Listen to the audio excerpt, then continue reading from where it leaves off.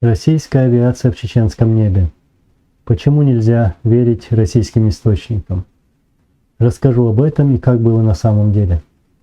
После позорного штурма чеченской столицы 26 ноября 1994 года российскими военными и силами подконтрольными их марионеткам Кремль идет на безумие. Президент Российской Федерации Борис Ельцин вспоминал позже и писал об этих событиях. Было нужно постепенно осуществить плавный брос в Чечню антидудаевских настроений и сил, помочь деньгами и, если надо, специалистами. Этим они пытались начать в республике войну среди чеченцев. Своим подконтрольным силам они стали выделять вооружение от стрелкового оружия до танков.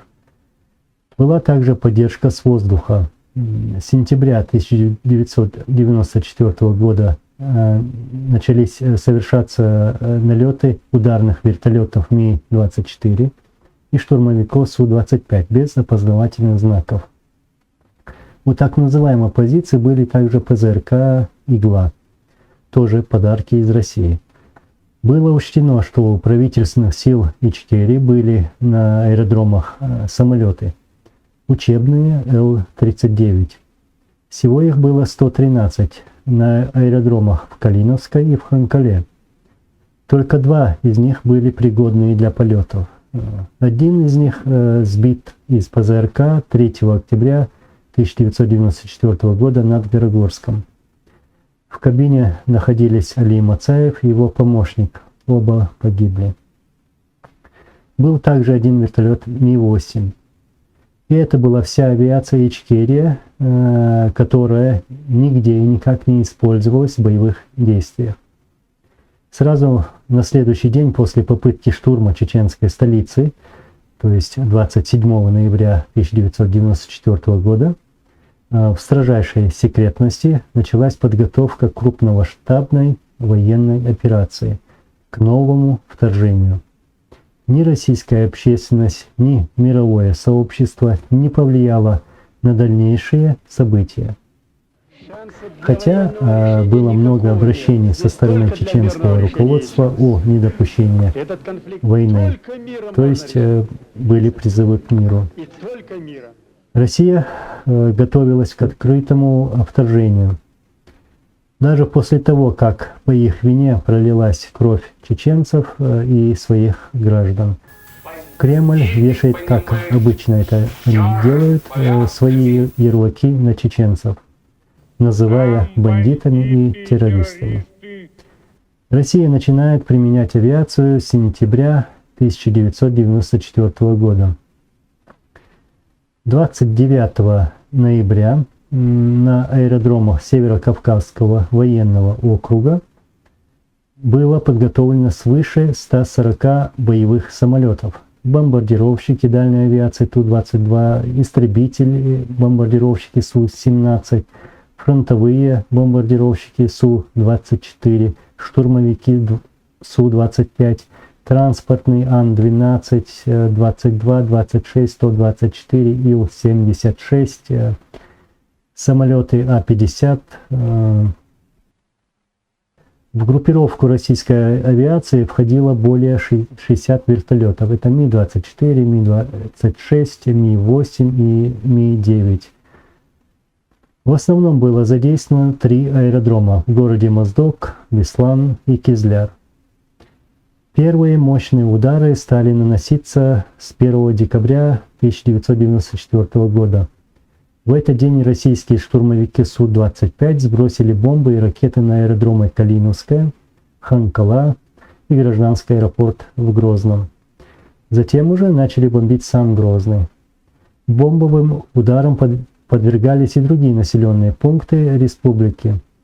К примеру, город Аргун начали бомбить с 3 декабря. Авиаудары наносились в основном по жилым массивам населенных пунктов, по скоплениям мирных жителей, по колоннам беженцев и даже по траурным церемониям на кладбищах. Нужно отметить, что официальные каналы России, чиновники и генералы заявляли в то время, что с российских аэродромов самолеты не взлетали. Не в шутку, а всерьез даже СМИ назвали эти самолеты неопознанными. После ряда атак российской авиации и гибели мирных жителей президент Чеченской республики Ичкерия Джохар Дудаев отправляет телеграмму главнокомандующему вооруженных ВВС России Петру Дейнекину. Поздравляю руководство ВВС России с достижением господства в небе Ичкерии. Встретимся на земле. Российские самолеты стали наносить удары по центру столицы Ичкерии. Первые бомбы и ракеты падали в Старопромысловском районе, микрорайоне, в Центральный банк, дом радио и телевышки. Город стали бомбить квартал за кварталом. Гибли мирные жители. Чеченцы, ингуши, русские, украинцы, армяне, граждане Чеченской республики Ичкерия. Гибли также иностранцы. Например, российская авиация нанесла ракетно-бомбовый удар по скоплению машин беженцев в районе Садового кольца. Это было 22 декабря 1994 года. Люди покидали город, чтобы спасти себя и свои семьи. В результате этого авиаудара погибли десятки жителей Грозного. Среди убитых была также американская журналистка Синтия Эльбаум. После нанесения первого удара российский летчик сделал второй заход и нанес еще один удар по скоплению людей, которые бросились помогать раненым. Такая была тактика российских летчиков – наносить второй удар по тому же месту, чтобы удвоить жертвы. 8-10 декабря 1994 года российские вертолеты разбрасывали по селам Чеченской республики Ичкерия копии совершенно секретного приказа, в котором руководство Министерства обороны, МВД, ФСК предписывалось провести насильственную депортацию населения Ичкерии в различные регионы России. Подлинность этого приказа впоследствии публично подтвердил командующий воздушно-десантных войск Российской Федерации генерал-полковник Подколозин. 20 декабря 1994 года российская авиация наносит удар по городу Грозному. 2 бомбы упали в районе одноэтажной застройки на пересечении улиц Московская и Ноя Буачидзе. Погибли мирные жители. 21 декабря удар вертолетами, ракетами НУРС по населенному пункту Артемовский элеватор. Убиты мирные жители. Ракеты попали в дом семьи Мусаевых, где находилось 10 детей, 7 из 7 Мусаевых и 3 из 7 Селимхановых, бежавшие сюда из расположенной на линии фронта станицы Первомайской. 5 детей сразу погибли при взрыве. 5 раненых были доставлены в Грозный в детскую клиническую больницу номер 2. Уже в больнице умерли еще 2 девочки, Мусаева Хадижа, 5 лет, и Мусаева Хейда, 6 лет. 3 ребенка, Мусаев Селимхан, Селимханова Хадижа, 12 лет, и Селимханов Ахмед, 4 лет, с ранениями были госпитализированы. 22 декабря 1994 года ночной удар по городу Грозному в районе нефтяного института. Погибли 2 мирных жителей. 22 декабря того же дня авиаудар по городу Грозному в районе нефтяного института днем. Погибли 15 человек. В тот же день удар в районе кинотеатра «Космос». Тоже днем погибло 2 человек. В тот же день, 22 декабря, бомбовый удар российской авиации по городу Грозному, опять же, в районе Садового кольца, по скоплению автомобилей с беженцами. Убиты десятки мирных жителей. 24 декабря авиаудары по центру Грозного. Есть погибшие. Удар нанесен также по заводу «Красный молот». К январю 1995 года чеченский Грозный был превращен в японский город Хиросима. Вот как описали город Грозный Дмитриевский и Каляпин, которые находились там в качестве наблюдателей от Нижегородской организации Международного общества прав человека. Мы испытывали шок от сталинградской панорамы Грозного. Город, как после ядерной бомбардировки. Многие дома в развалинах, кругом остатки реклам. На улицах то и дело попадаются хвосты ракет. Чеченцы показывали нам шариковые и игольчатые бомбы. И в те дни, когда мы были, это 18, 19 и 20 января, город подвергался интенсивному, беспорядочному обстрелу из всех видов оружия. Вот еще комментарий от свидетелей обстрелов Грозного. Вспоминает Андрей Миронов, независимый журналист. Я ездил в Грозный с японским корреспондентом, живущим в Москве. Его просили сравнить происходящее в Грозном с Хиросимой. Он человек не молодой, Хиросиму знает хорошо. И он сказал, что Грозный разрушен во много раз больше, несравненно больше, нежели Хиросима. То есть это опять будет бессмысленная, безрезультатная бойня, только в ужасающем форме. Вот. А если он решится, то есть полностью с лица земли стереть этот город, который действительно уже решился, уничтожается город полностью, вот, тогда нам остается этот город оставить здесь. То есть после, когда все-таки мы уверены, что победа будет за нами, значит, мы этот город оставим здесь, как памятник,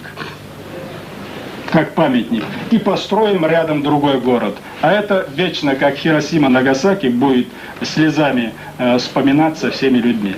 Вот это варварство российского правительства и командования.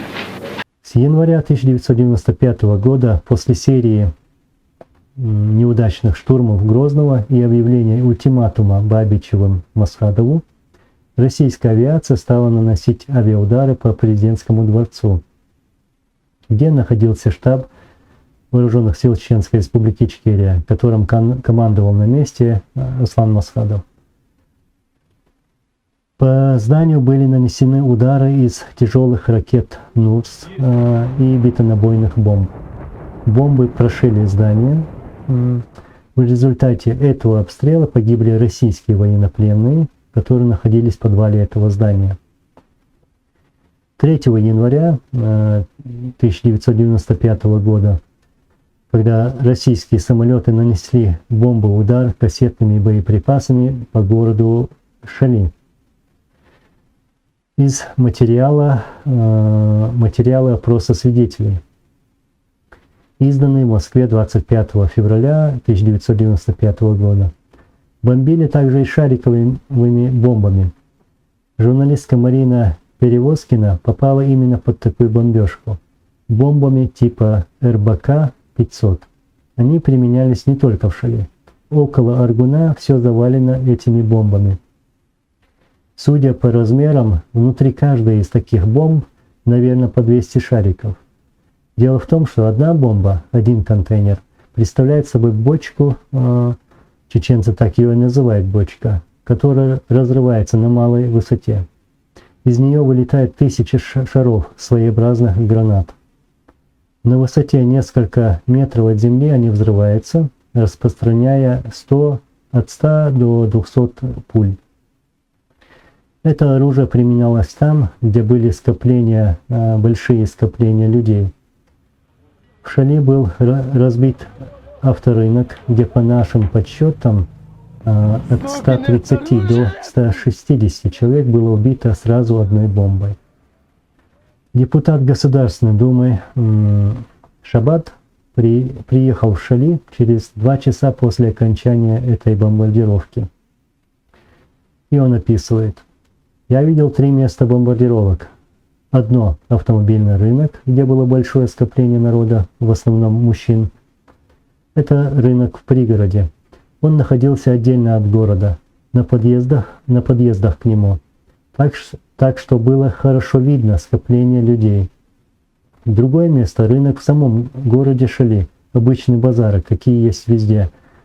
Бомба была сброшена в центр этого рынка. Там была свежая воронка. Человек 50 было убито сразу. И третье место — районная больница. По свидетельству главного врача, там было убито 25 человек из числа проходивших лечение и из числа персонала.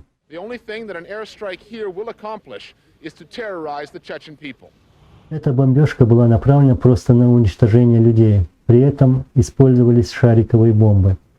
Они взрываются в воздухе, и шрапнель летит вниз.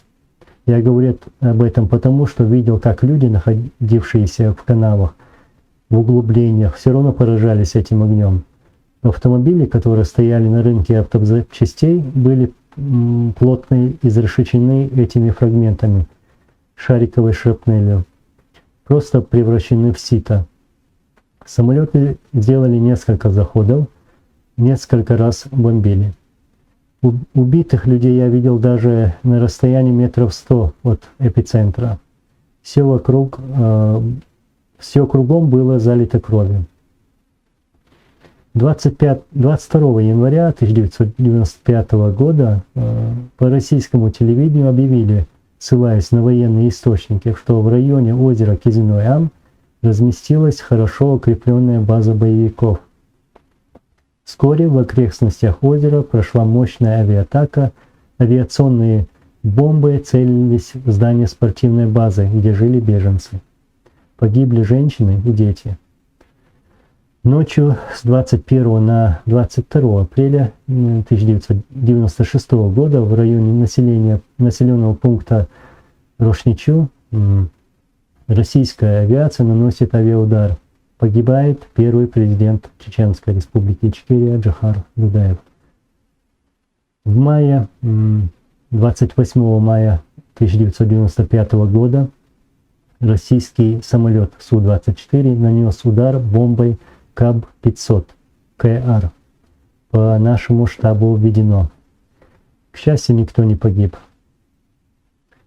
Российская авиация применяла обычные авиабомбы, ну а также запрещенные Женевскими соглашениями, такие как кассетные РБК-500, ШОАБ-0,5, фосфорные, вакуумные, использовались также мины «Лепесток», которые разбрасывались кассетами из самолетов. Из материала опроса свидетелей, изданный в Москве 25 февраля 1995 года.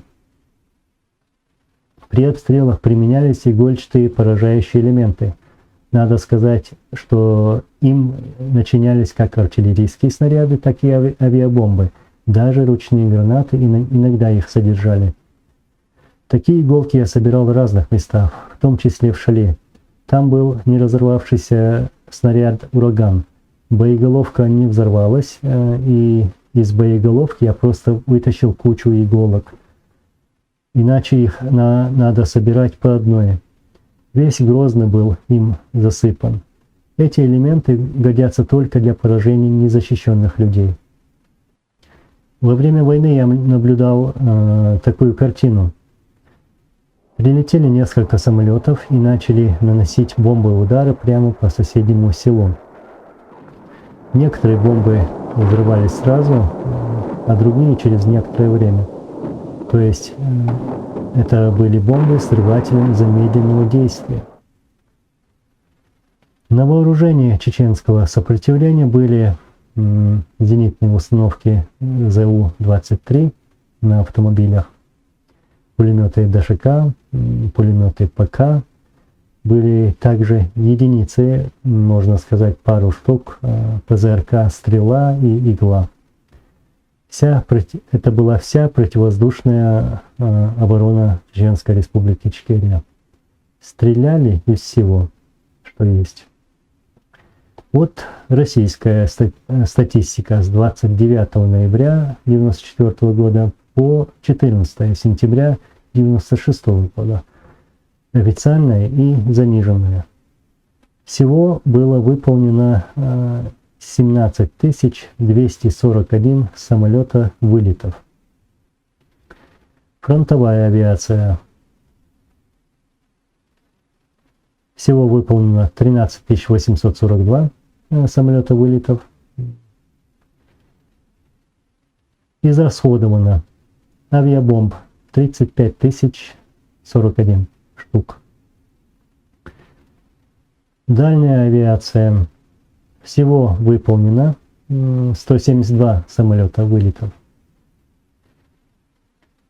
Израсходовано бомб 2287 штук. Потери российской авиации. 3 февраля 1995 года бомбардировщик Су-24, летевший на малой высоте в плотном тумане, врезался в гору в районе станицы Черленой. Экипаж погиб. Причиной катастрофы стал отказ навигационной системы самолета. 4 февраля 1995 года во время очередной атаки южнее Чечен-Аула огнем из крупнокалиберного пулемета был сбит Су-25.